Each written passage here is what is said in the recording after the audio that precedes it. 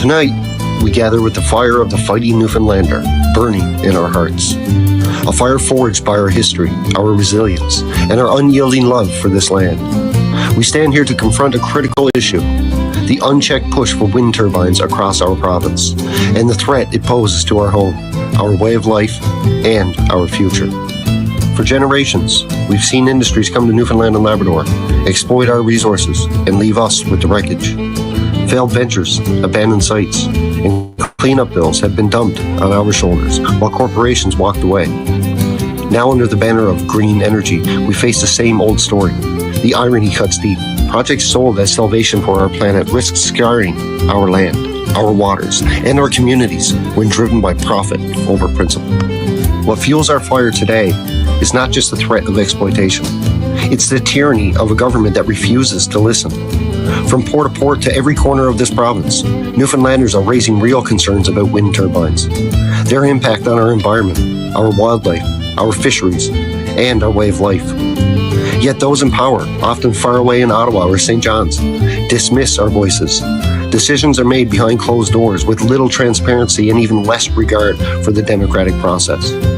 This is not governance, it's arrogance. It's a betrayal of the very people who will live with the consequences of these projects. We are not against progress. We believe in responsible government that respects our island's beauty and preserves it for future generations. But we will not stand idly by as globalist agendas turn our home into a playground for profit, leaving us to clean up the mess. Newfoundland and Labrador is not a commodity to be sold. It is our home, and we will defend it.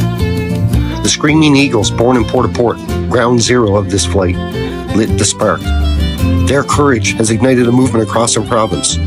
Groups dedicated to preserving Newfoundland's rugged cliffs, pristine waters, and vibrant communities are rising up, united by a shared purpose to demand accountability, to protect our land, and to ensure that development serves Newfoundlanders first. We say enough is enough.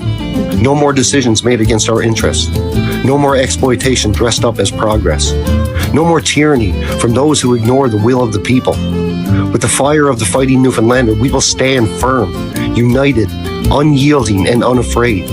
We demand transparency, respect, and a future where our province thrives, not just survives. So let us carry this fire forward, from the shores of Port to every community across the island. Let's show them what Newfoundlanders are made of. Together, we will protect our home, our heritage, and our future.